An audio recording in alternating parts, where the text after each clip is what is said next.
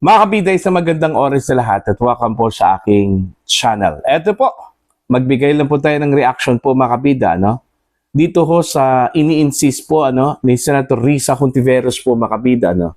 Patungkol po doon ho sa isang desisyon daw ng Korte Suprema, no? Although yung sinabi po niya na nagkaroon po ng unanimous reversal, yung kaso po ng League of Cities of the Philippines versus COMELEC, inamin po niya nagkamali po siya doon, mga kabida.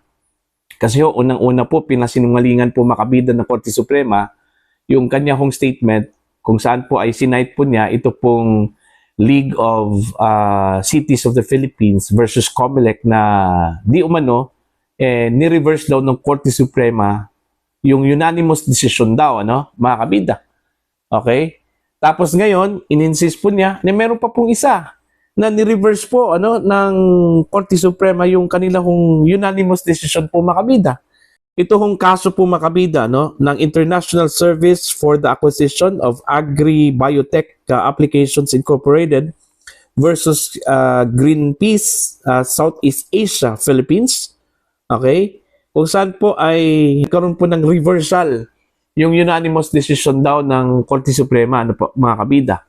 Eto, babasahin ko lang po, ito pong post po ni CJ Hero, mga kabida, isa pong content creator, at dati hong beauty typist po, mga kabida. Meron po siyang post kung saan po ay direkta po ito mga kabida, parang open letter po ito, kay Senator Risa Hontiveros. Babasahin ko lang po posted niya ito mga kabida 1 day ago. Ito po yung BT Talong issue kung saan po ay meron pong open letter, ito pong si CJ Hero, isa pong content creator at the same time, dating beauty queen mga kabida. Naka-address yung kanyang sulat, mga kabida, kay Senator Risa Hontiveros. Dear Senator Risa Hontiveros, please stop misleading the public. The BT Talong case o International Service for the Acquisition of Agri-Biotech Applications versus Greenpeace is not a valid precedent for what you are trying to argue in Sara Duterte versus House of Representatives.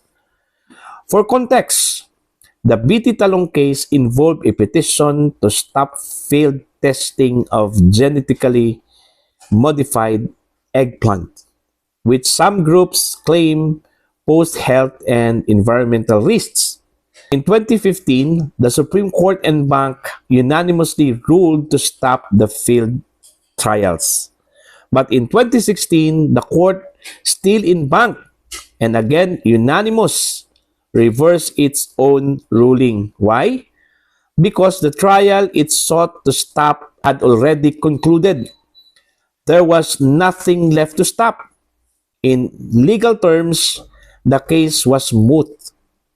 Wala nang kwenta ang desisyon.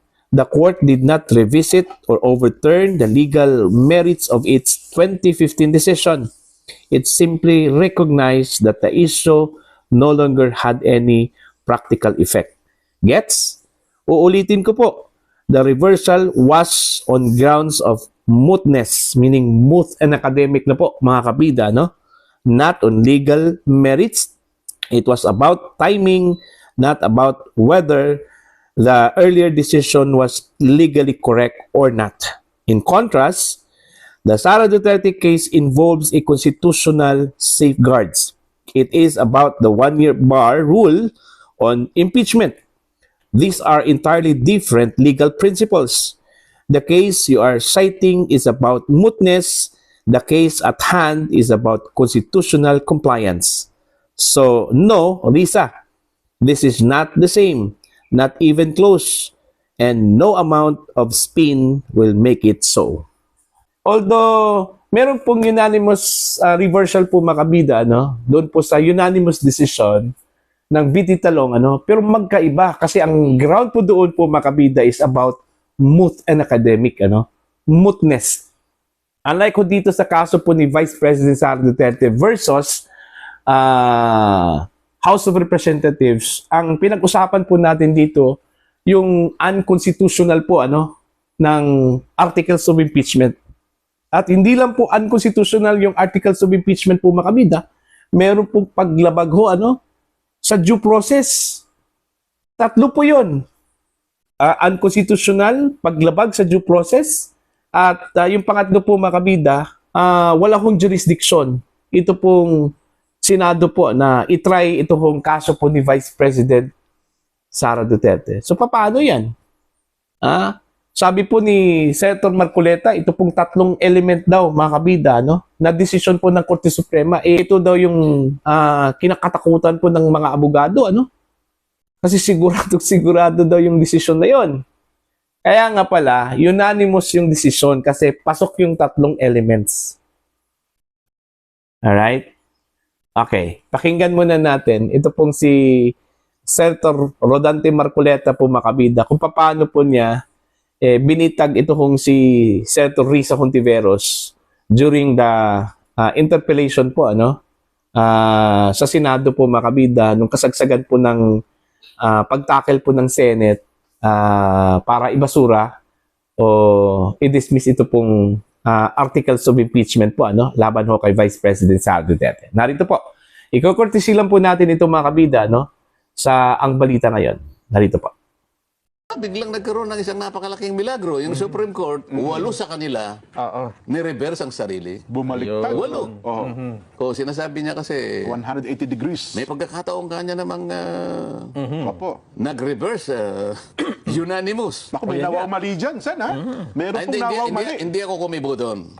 Kasi, kumbaga alam mo yung Jen, tayo kasi magsasaka Jen. Opo, Ang magsasaka, kumisan nagiging mangingisda. Okay. Magkahalo yun Kasi pagkatapos mo maitanim yan, may mga isdang Tama. May variety na kayo ng palay natin. Oo, Hindi ka mag-isda ng Hito. hito kayo dalag. Para mahuli mo ngayon, meron kang silo. hindi ko kasi alam sa Tagalog yung sa Kapampangan ang tawag namin balisasa. Balisasa. yung balisasa, isang ginawang pangsilo ng isda yon. Opo. Iuumang mo sa tubig yan, lalo na yung medyo umaagos yan. Ngayon, yung isda, meron siyang option na pumasok. Matetempt siya na pumasok Kasi maglalagay ka ng doon. Ano, yes po. Okay. So, pero may option siya, ha? Papasok kaya o hindi? Ganun ko tinitingnan yung kahapon. Nung isa. Ayun po. Tatlo pala yun, yung isa pala is ay void ab initio, meaning right from the very beginning ay wala na po, hindi na po balido po mga kabid, yung complaint, laban ho kay Vice President Sara Duterte po mga kabida, So, magkaiba, mga kabida, yung kaso po ng BT Talong at ito pong kaso po ni VP Sara Duterte versus House of Representatives. Kaya nga, tumawa po si Senator Marcoleta nung inilabas po ni Senator Risa Hontiveros yung kaso na yon, mga kabida. Kaso lang po, yung isa po mga kabida, nasupalpal po ng Korte Suprema, nung kaso po ng League of Cities of the Philippines versus COMELEC. Nang sabi po ni Risa Hontiveros, nagkaroon po daw ng reversal, yung unanimous decision, mga kabida, which is, according to the Supreme Court, hindi po totoo yon. Kaya nga, pinayuhan po ng Korte Suprema ito pong si Risa Hontiveros na balikan mo yung desisyon. Nasa website po ng Korte Suprema, mga kabida. Nasa library po yun. See? Yun yung epekto po ng research na kinuha lang po kung saan-saan po, mga kabida. Hindi po sa official document o official page o website po ng Korte Suprema. Kung i-chat GPT mo yun, ayun. Tapos ka talaga, mga kabida. Kasi ang chat GPT kasi, although meron po tayong makukuha po dyan, mga kabida, pero hindi po lahat ng pagkakataon po ay accurate po yan, mga kabida, Alright? So dapat, kung mag-research po tayo, dun po talaga sa official site po ng subject po natin. Okay, like for example, about decisions po ng Korte Suprema, doon tayo sa web page or site po ng Korte Suprema. Wag ho sa ibang sites po mga kabida, ano po, no? Doon po talaga sa Korte Suprema, ano po. Kaya nga, ni-refer po ng Korte Suprema, ito pong si Senator Risa, na mag-research po about doon ho sa kanyang subject, ano, sa webpage talaga, no, or sa site po ng Korte Suprema, para hindi ho magkamali, para hindi ho lumabas na fake news yung kanyang impormasyon po, ano, mga kabida, ano po, no? So magkaiba po yung dalawa. Hindi po pwedeng ikumpara, mga kabida. Ang isa, yung BT Talong, is about mootness. At dito ho sa kaso po ni VP Sara versus House of Representatives, ano yon? About constitutionality, mga kabida, void ab initio, at yung isa po, mga kabida, violation po ng due process. So, doon pa lang, sa tatlo po, mga kabida, tapos na po ang laban, ano, mga kabida. Kaya nga, nagkaroon po ng kataga po yung Korte Suprema doon sa kanilang desisyon na immediately executory kasi ang bigat yung grounds. Yung tatlong grounds, ang bigat po. At wala na pong pag-asa po, mga kabida, yung motion for reconsideration, ano? At mahirap na pong baliktarin yun, eh. Kaya nga, naniniwala na po ako doon sa mga sinabi po ng ilang mga abogado, ano, na mahirap pong baliktarin yun kasi yung grounds na sinight po ng Korte Suprema po doon, mga kabida, mabibigat po yun. Kaya nga, yun yung sabi po ni Senator Marcoleta, yun daw yung kinakatakutan po ng mga abogado daw, ano, sa desisyon, mga kabida, yung tatlong elemento, ano, unconstitutional, void ab initio, at saka yung violation ng due process. Pag meron yung tatlong elemento na yon, mga kabida, grounds, tapos na po yung laban, ano po, mga kabida. So para po sa inyo, ano po ang inyong tingin at pananaw ho dito, mga kabida, please comment down. Sa mga hindi pa po subscribers sa aking channel, please subscribe, just click the subscribe button, click the notification bell, click all, para updated po kayo, mga kabida, sa aking mga uploads. Maraming salamat po sa inyo lahat.